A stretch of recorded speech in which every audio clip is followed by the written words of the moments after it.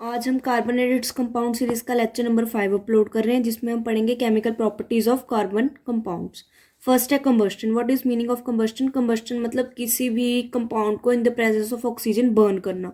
अगर हम carbon compounds को in the presence of oxygen burn करते हैं तो हमें carbon dioxide and heat and light मिलती है। और उसके अलावा और बाय प्रोडक्ट्स डिपेंड करते हैं कि हम कौन सा रिएक्टेंट ले रहे हैं। जैसे फर्स्ट एग्जांपल अगर हम लें, कार्बन को बर्न करें ऑक्सीजन की प्रेजेंस में तो हमें कार्बन डाइऑक्साइड मिलता है, हीट एंड लाइट मिलती है। अगर हम मीथेन को बर्न करें ऑक्सीजन की प्रेजेंस में तो हमें carbon dioxide plus water and heat and light मिलती है। अगर हम इथेनॉल को बर्न करें ऑक्सीजन की प्रेजेंस में तो हमें carbon dioxide, water and heat and light मिलती है। नेक्स्ट रिएक्शन हमने पढ़ने हैं oxidation of carbon compounds. Oxidation में अगर हम ले लें इथेनॉल,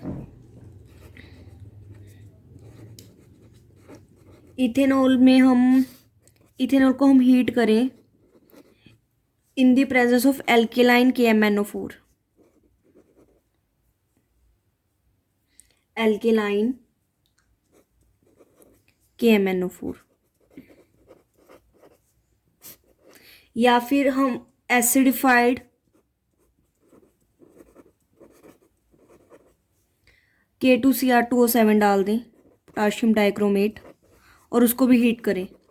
या हम इथेनॉल को हीट करें इन the presence of alkaline KMnO4, potassium permanganate, या फिर हीट करें उसको इन the presence of acidified K2Cr2O7 यानी कि पोटाशियम डाइक्रोमेट, तो हमें मिलता है एसिड, कॉरस्पॉन्डिंग एसिड। जैसे ये 2 कार्बन्स वाला हमने लिया है रिएक्टेंट, तो हमें 2 कार्बन्स वाला ही एसिड मिलेगा। ये क्या है? एल्कोहल। ये हमें क्या मिल रहा है? एसिड।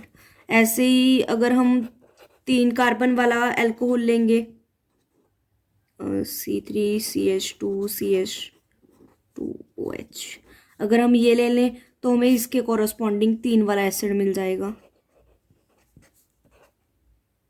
Propanoic acid.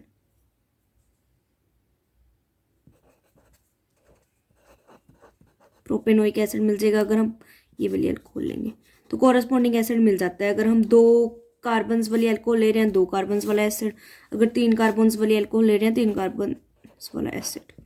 इसको कहते हैं हम ऑक्सीडेशन। ऑक्सीडेशन वैसे होता क्या है? ऑक्सीडेशन होता है या तो रिडक्शन इन हाइड्रोजन या फिर इंक्रीमेंट इन ऑक्सीजन। अगर हम ध्यान दें यहाँ पे कितने हाइड्रोजन थे? 3, 2, 5 और एक 6 हाइड्रोजन थे। अगर यहाँ पे देखें 4 हाइड्रोजन हो गए, यानी कि हाइड्रोजन रिड्यूस हो गए हमारे प्रोडक्ट में। यहाँ पे भी अगर हम देखें 3 to 5 to 7 और एक 8 हाइड्रोजन थे, और प्रोडक्ट में कितने हैं? 3 to 5 और एक 6 हाइड्रोजन कम हो गए हैं। दैट मीन्स ऑक्सीडेशन हुई है। यहाँ पे भी हमने सेम कंडीशंस अप्लाई की हैं। हमने जो अपनी प्रोपेनॉल ली है, इसको हीट किया एल्केलाइन KMnO4 की प्रेजेंस में या फिर एसिडिफाइड K2Cr2O7 की प्रेजेंस में। इसे हम कहते हैं ऑक्सीडेशन रिएक्शन। नेक्स्ट हमने पढ़ना है एडिशन रिएक्शन। एडिशन रिएक्शन में क्या होता है? हम निकल कैटलिस्ट यूज़ करते हैं।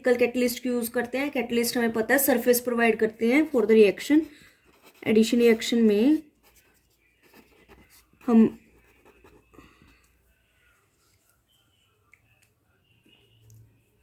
निकल, जो एडिशन रिएक्शन है ये हम निकल की प्रेजेंस में करते हैं, निकल कैटलिस्ट यूज़ करते हैं, और इसे हम हाइड्रोजन की प्रेजेंस में करते हैं। इसमें क्या होता है?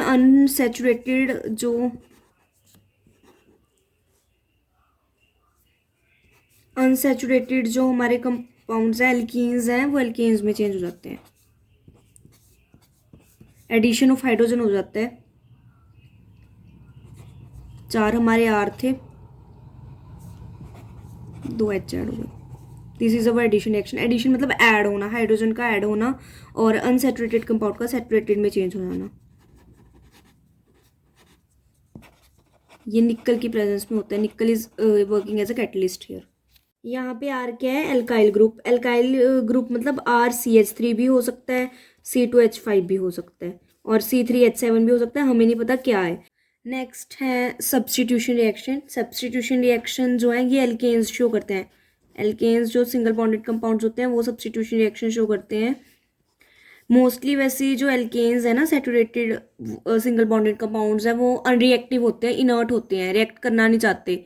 जो ट्रिपल बॉन्डेड हैं वो तो अनसैचुरेटेड जो है, ट्रिपल बॉन्डेड या डबल बॉन्डेड, वो तो सैचुरेटेड बनने के लिए रिएक्ट करते हैं, वो रिएक्टिव होते हैं, एल्कीन्स भी और एल्काइंस भी।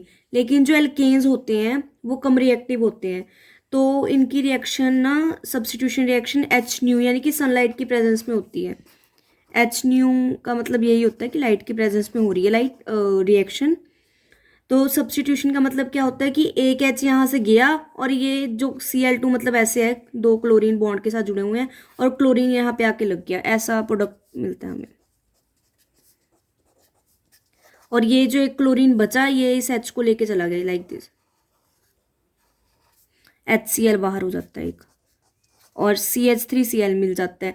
अगर हम आगे, ये रिएक्शन कंटिन्यूसली चलता रहता है। वैसे ही सब्स्टिट्यूशन रिएक्शन ऐसे होता है कि जो ये जैसे CH3 ये है, जो ये प्रोडक्ट बना है CH3Cl, उस वो आगे होता रहता है, रुकता नहीं है, वो फिर आगे होता है।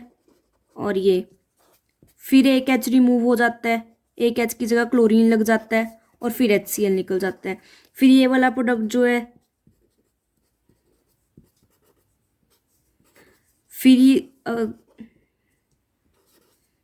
जो जिसमें दो क्लोरीन लगे हुए हैं, डाइक्लोरो वाला प्रोडक्ट है जो, वो फिर से एक हाइड्रोजन को रिमूव कर देता है और एक क्लोरीन आके यहाँ पे लग जाता है और HCl।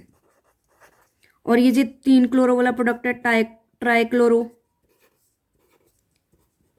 ये भी एच न्यू की प्रेजेंस में एक और क्लोरीन, और हमें सभी क्लोरीन मिल जाते हैं, सभी हाइड्रोजन, ऐसे करके ये रिएक्शन होता है। वैसे ये चेन रिएक्शन होता है।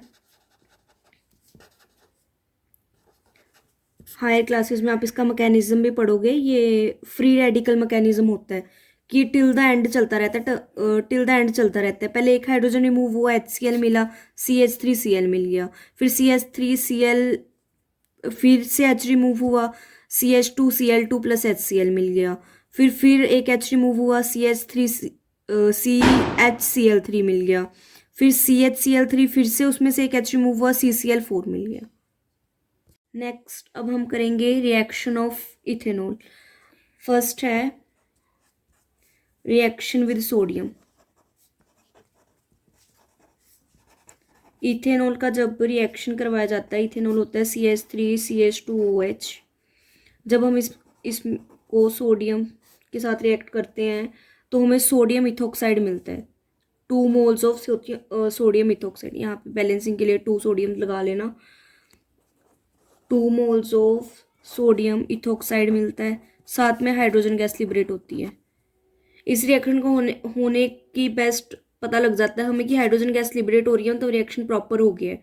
जब हम इथेनॉल में मेटल डालते हैं, सोडियम, कोई भी मेटल डालते हैं, मैग्नीशियम डाल लो और कोई मेटल डाल लो, हाइड्रोजन गैस लिबरेट होना बताता है कि हमने अल्कोहल का रिएक्शन करवाया है किसी मेटल के साथ। नेक्स्ट रिएक्शन है हमारा अल्कोहल का। अगर हम रिएक्शन करवा दें, इथेनॉल का ही करवा रहे हैं, hot concentrated H2SO4 sulphuric acid की प्रेजेंस में अगर हम करवाएं तो हमें एल्कीन मिलती हैं। इस रिएक्शन को डिहाइड्रेशन रिएक्शन भी कहते हैं। डिहाइड्रेशन क्यों कहते हैं, होता क्या है, रिएक्टेंट में से वाटर रिमूव होता है। देखो अगर इसे मैं खोल के लिखूं,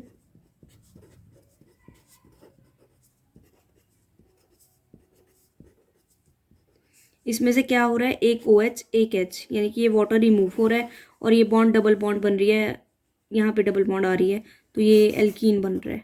इसे डिहाइड्रेशन रिएक्शन भी कहते हैं, मतलब वाटर का रिमूवल हो रहा है इसमें।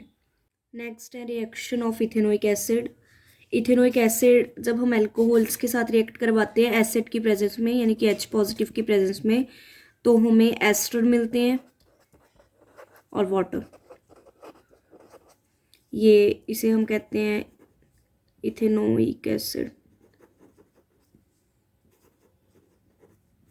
ये होता है इथेनॉल। वैसे हम वैसे लिखें कि अगर हम एसिड प्लस अल्कोहल करें,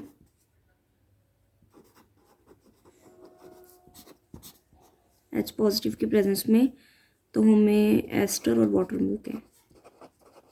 अगर हम जनरल लिखें, ये हम यहाँ पे एसिड कौन सा ले रहे हैं, इथेनोइक एसिड, अल्कोहल ले रहे हैं इथेनॉल, एसिड की प्रेजेंस में करवा रहे हैं। ये रिवर्सिबल प्रोसेस है, मतलब प्रोडक्ट भी बनता रहता है और बैक मोशन भी होती रहती है। तो बन रहा है हमारा एस्टर एंड वाटर।